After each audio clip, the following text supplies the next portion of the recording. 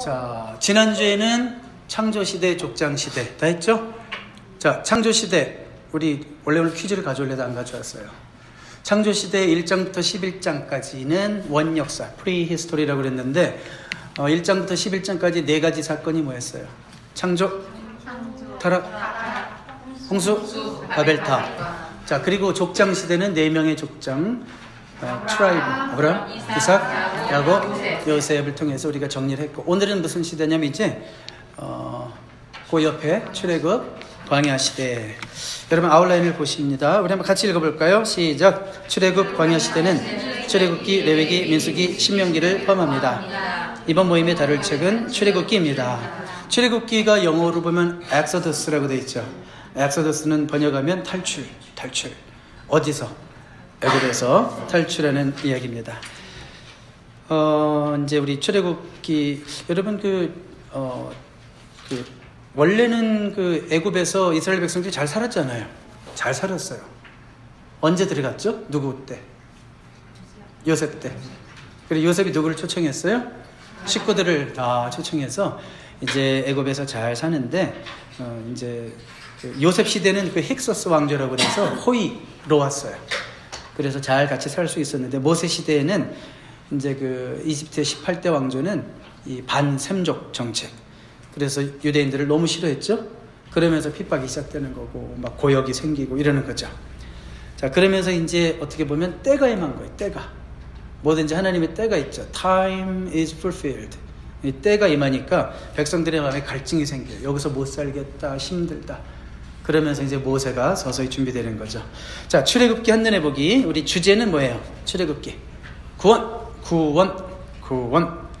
자, 어디로부터? 애굽으로부터 구원하시는 하나님을 1장부터 18장까지 다루고 있습니다. 1장부터 18장까지 애굽으로부터 구원하신 하나님. 그 다음에 19장부터 24장까지는 뭘 주신 하나님? 법. 그리고요 25장부터 40장까지는 무엇을 주시는 하나님? 성막. 자, 왜 법을 주시는가에 대한 의미는 좀 이따 설명이 나올 것 같고, 또 왜 성막을 주시는가라는 것도 뒤에 가면 설명이 나올 것 같아요. 자, 그러면 이제 이 구원의 역사를 위해서 하나님이 선택하신 사람이 누구예요? 모세죠. 특별히 모세에 대한 이야기가 출애굽기 2장부터 6장까지 나오는데요. 그의 간추린 생애를 이렇게 나눴죠. 여기서 왕자 모세, 목자 모세, 선지자 모세. 자, 여러분 모세가 어디서 건짐을 받았어요? 갈대 상자, 나일강 갈대 상자. 부모가 갈대 상자에 담았는데, 그게요, 영어로 보면 이제 ark예요, ark. 히브리어를 번역하면 ark란 말이에요. ark는 뭐예요? 원래가 방주. 그러니까 왜 ark에서 구원을 받았을까? 여러분, 노아 방주를 통한 구원 사건과 방불한 사건이 모세 사건이다, 그거예요. 여러분, 노아의 방주를 ark라고 그래요. 그 방주의 사건이 성경적으로 굉장히 중요하잖아요.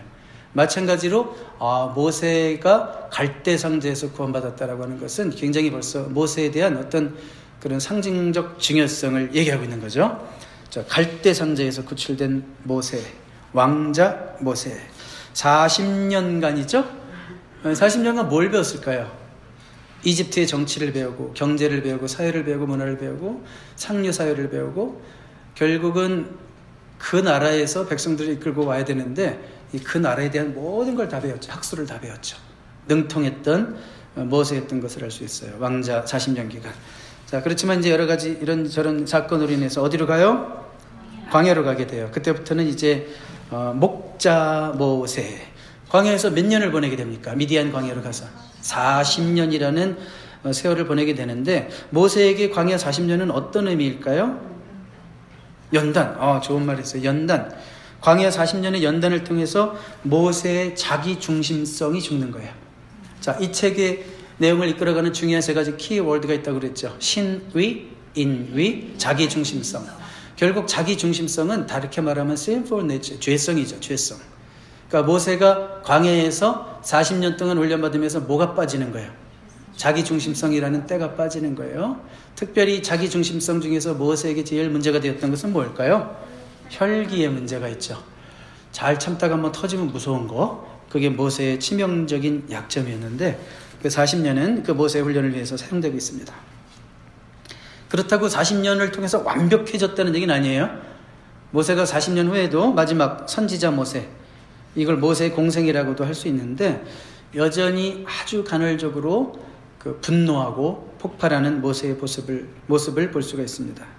자, 그런데요, 모세가 이스라엘을 구하기 위해 애굽으로 돌아갈 때 그의 손에는 뭐밖에 없었다? 지팡이 하나밖에 없었다.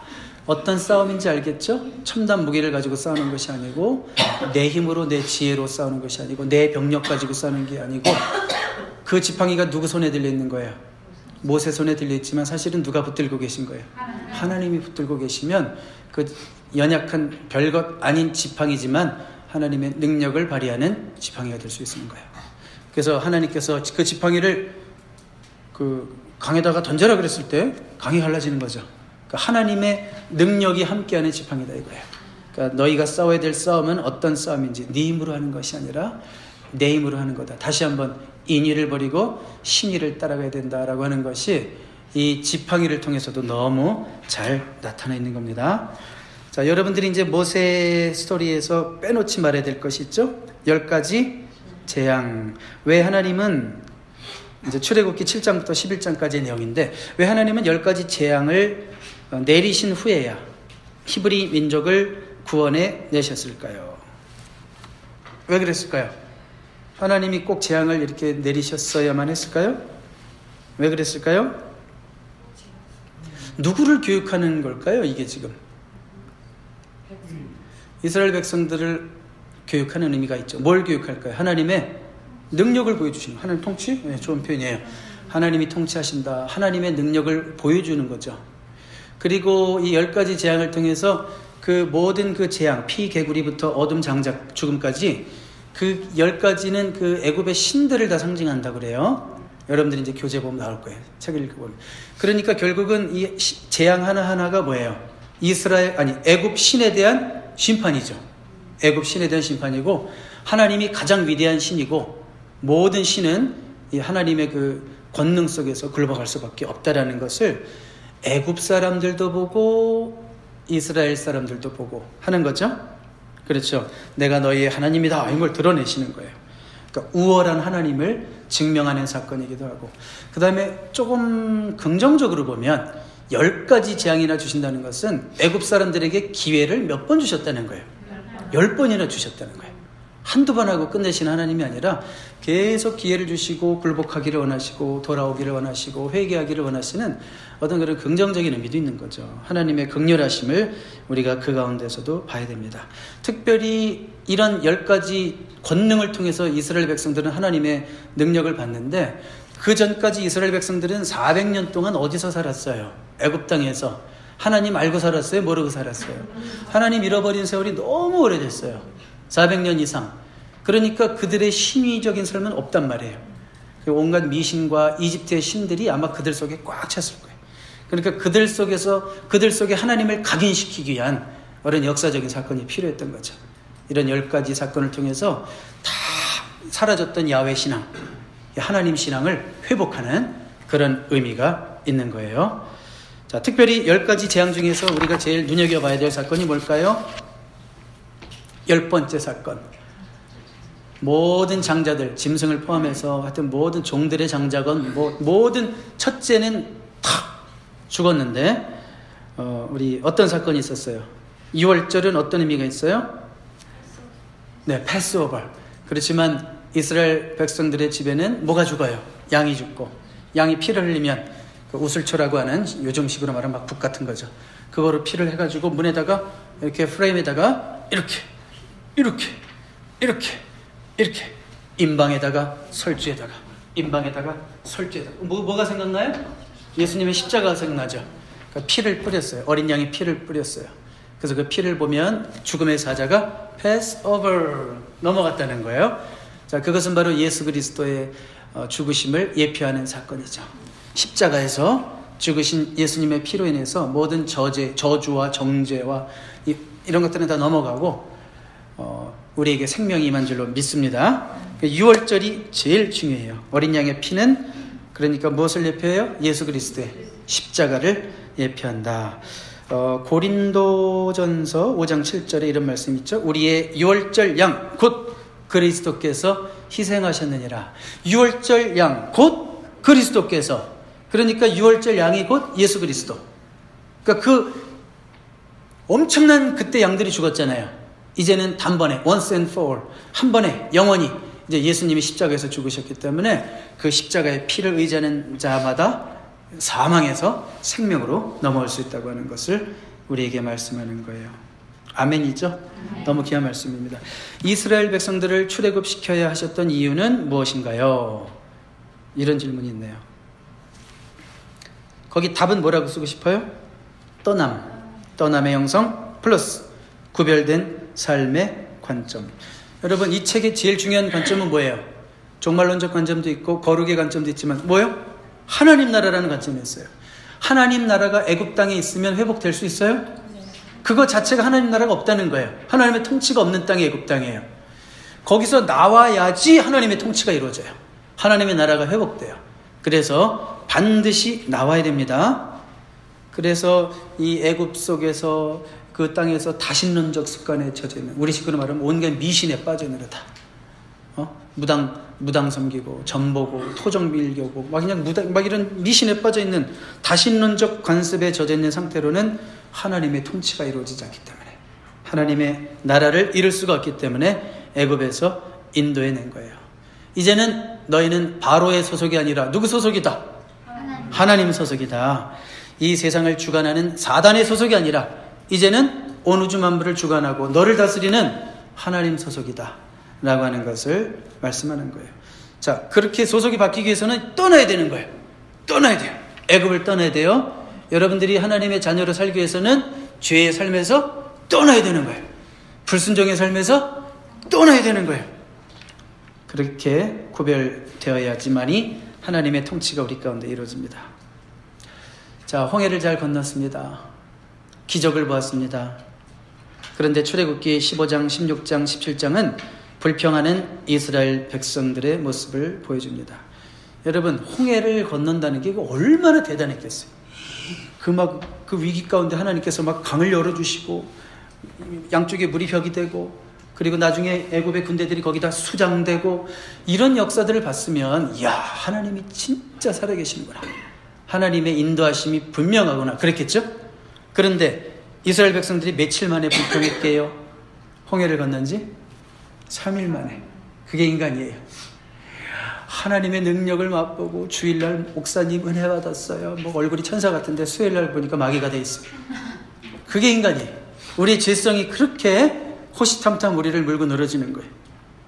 3일 만에 불평하는 이유가 뭘까? 가시적인 것에 의존했기 때문이다 라고 이 책은 말하죠. 눈에 보이는 기적이 사라지자마자 금세 불평하는 거예요.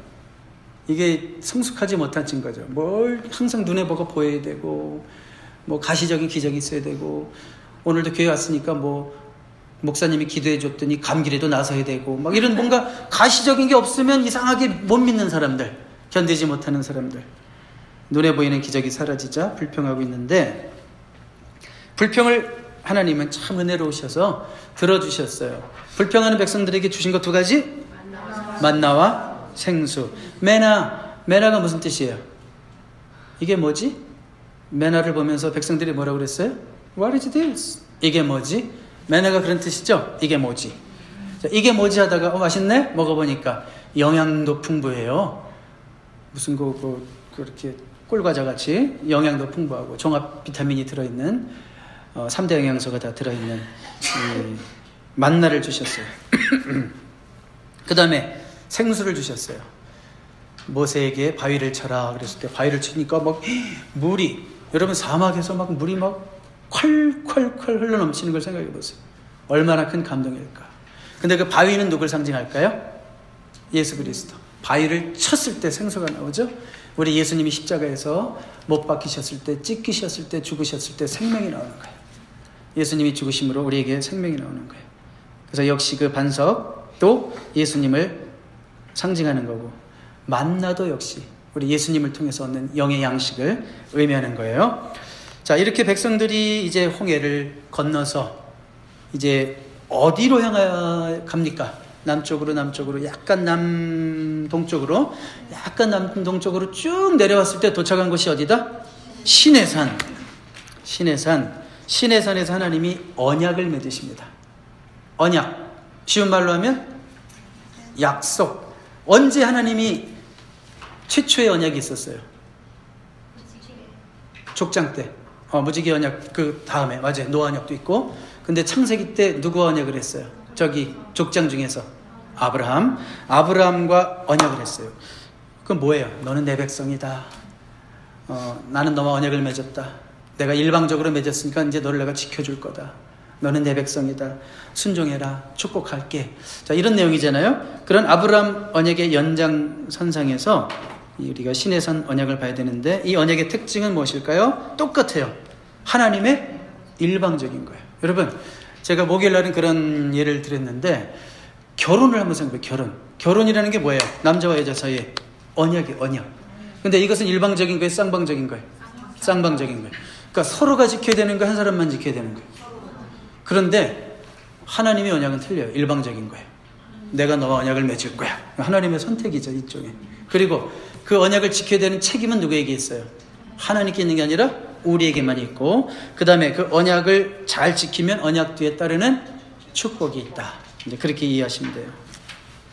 이 언약의 내용은 뭘까요? 디페지로 갑시다.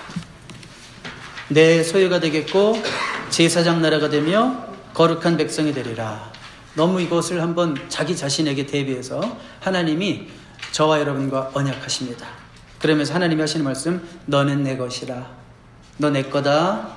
이 말이 좋아요, 안 좋아요? 좋아요. 하나님이 우리를 바라보시면서 너 내 거다. 얼마나 좋아요. 하나님의 소유된 자. 그 다음에 제사장 나라가 될 것이다. 이건 무슨 뜻이에요? 많은 나라가 내 거지만 네가 대표다, 그런 얘기예요. 제사장은 백성의 대표죠. 하나님이 저와 여러분을 바라보시면서 너는 라스베가스의 제사장이다. 네가 대표다. 너를 통해서 내가 나의 일을 이룰 거다. 이런 의미예요. 좋아요, 싫어요? 얼마나 좋아요. 그 다음에 거룩한 백성이 되리라. 구별된 나의 백성이다. 여기에는 의무도 포함되는 거예요. 거룩한 백성이니까 거룩하게 살아라. 하나님 자녀답게 살아. 내 아들답게 살아야지. 내 얼굴에 먹칠하지 마. 이런 의미도 있는 거예요. 자, 이 언약의 구체적인 이행을 위해서 주신 게 뭘까요? 그러면 율법이에요. 율법은 하나님의 백성으로 이제 살기 위해서 이제 구체적으로 주신 건데, 여러분, 근데 율법을 우리가 지켜야 되는 게 마땅하지만 모든 율법을 완전하게 지킬 수 있는 사람이 있을까요? 로마서 3장 23절에 보니까 모든 사람이 죄를 범하였음에 하나님의 영광에 이르지 못하더니 그랬어요. 그건 뭔가 하면 하나님이 주신 율법을 다 이행할 수가 없어서 결국 하나님이 주신 그 기준에 이르지 못했다는 거예요. 미달이라는 거예요. 그럼 어떻게 해요? 그래서 로마서 3장 23절 이하 24절부터는 그래서 예수 그리스도께서 우리를 위해서 대속의 죽음을 죽으셨다는 얘기가 나오잖아요. 자, 구약에서는 언약을 파기할 가능성이 있는 인간에게, 율법을 다 못 지키고 늘 넘어지고 쓰러지는 인간에게 율법을 어겼으니까 죄의 삭은 사망이니까 죽어라. 그건 아니잖아요. 또 살려주셔야 되니까. 관계 회복을 위해서 열어주신 것이 제사제도다.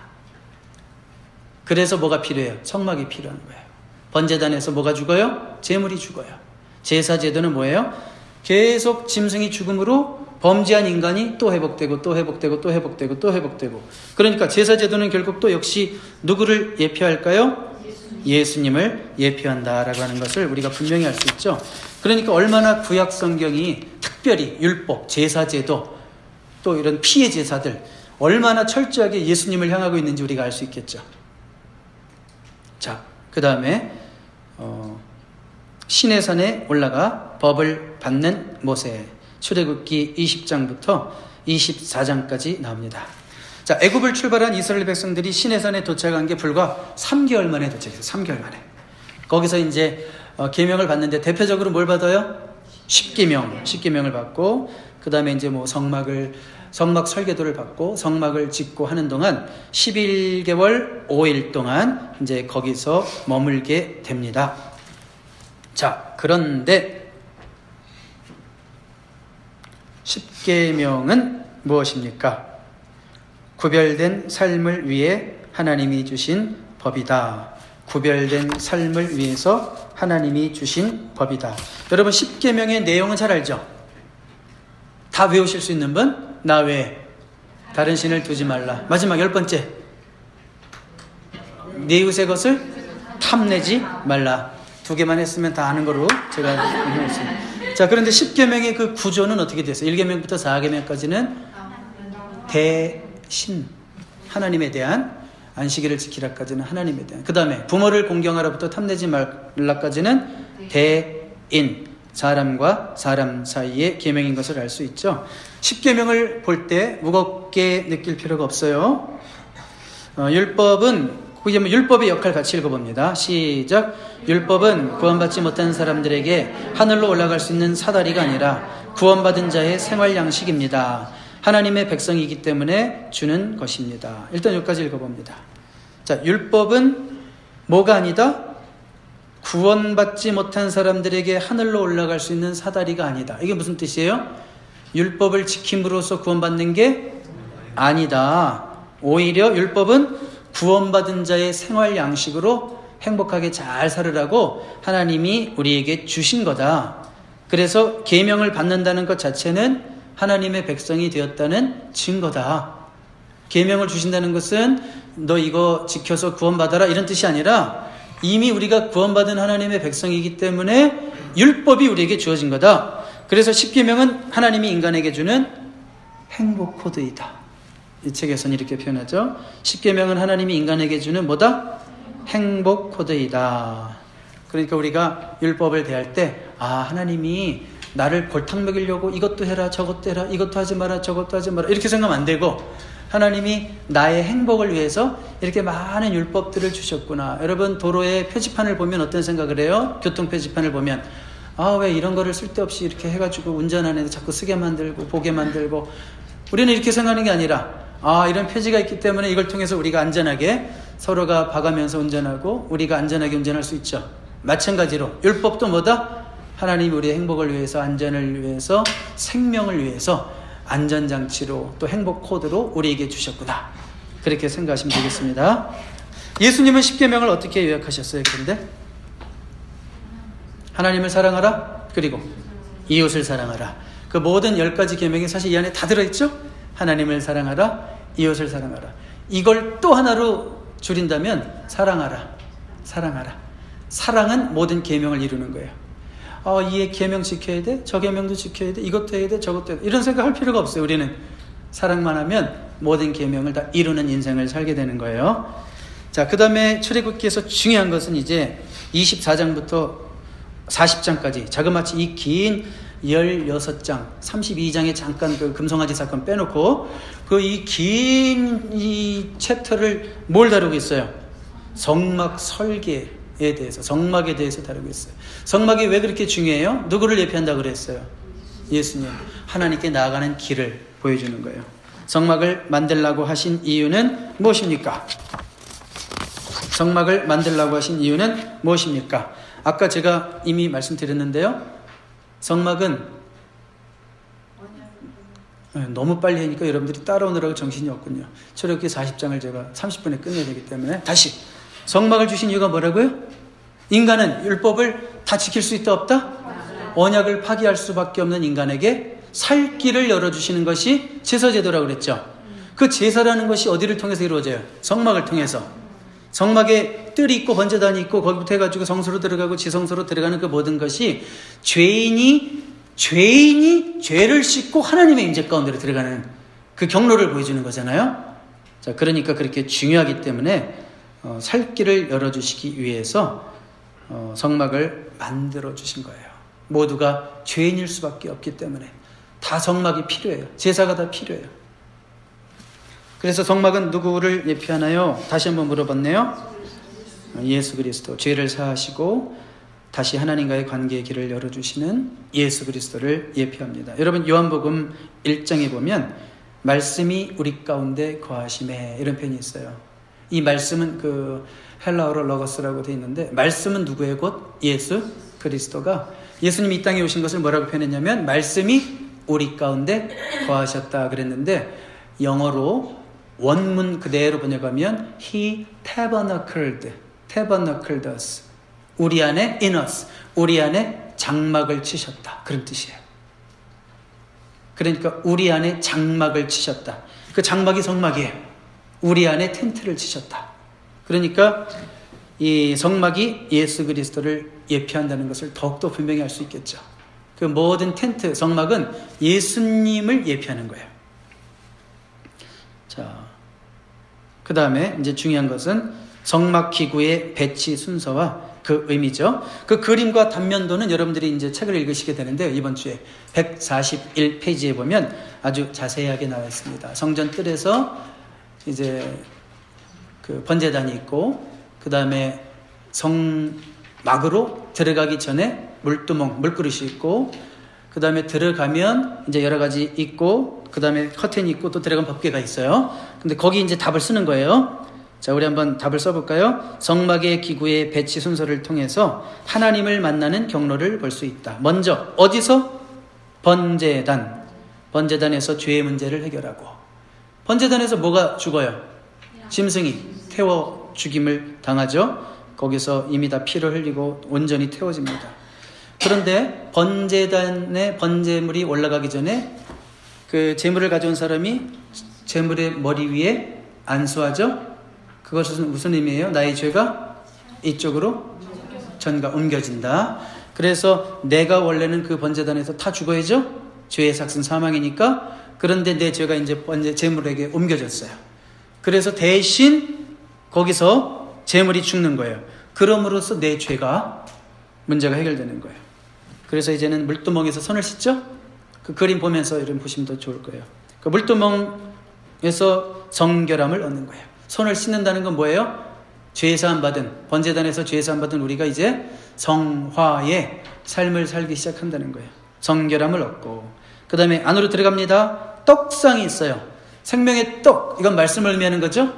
그러니까 떡상이라는 말씀과 또 등대에 빛이 나옵니다.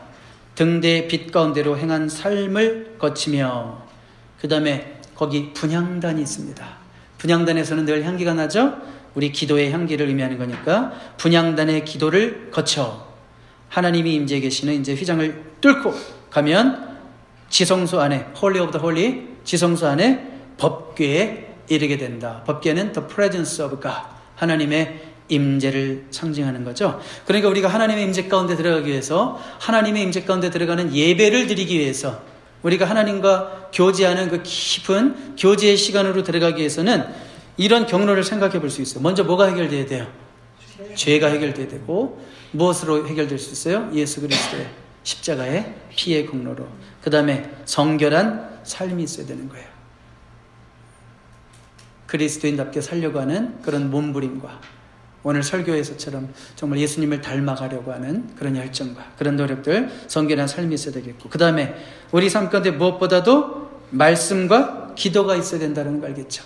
말씀과 기도가 얼마나 중요한지, 하나님과의 교제를 위해서. 그리고 그런 행하는 삶도 있어야 되죠. 빛 가운데서 행하는 삶도 있어야 되죠.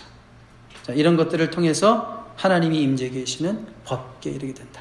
그러니까 하나님의 임재를 체험하기 위해서 우리의 삶 가운데, 우리의 신앙생활 가운데 어떤 것이 있어야 할지를 뭐가 보여주는 거예요? 법궤가 잘 보여주는 거예요. 이 모든 것이 다 우리가 예수 그리스도 안에서 이룰 수 있는, 이제는 우리가 예수 그리스도를 통해서 단번에 영원히 죽으신 예수 그리스도를 의지해서 우리가 은혜의 보좌로 히브리서 말씀처럼 담대히 나아갈 수 있는 줄로 믿습니다. 네. 자, 그 다음에 이제 성막이 완성됐습니다. 여러분, 이 부분을 읽다 보면 그 출애굽기에서 계속 반복을 해요. 이거 좀 아까 읽었는데 또 나와요. 뒤에 가서 하나님이 못 믿어오셨는지 말씀하신 거 또 말씀하시고, 모세는 또 듣고, 말씀하신 거 또 말씀하시고 또 듣고. 근데 저는 그런 생각을 했어요. 이 성막의 설계도는 굉장히 꼼꼼하거든요. 아주 정확해요. 수치 하나, 가로 세로, 뭐 몇 센치, 몇 인치, 몇 큐빗, 이런 거를 아주 그냥 정확하게 불러주시는데, 누구라 받아 적었을까? 이런 생각을 했어요.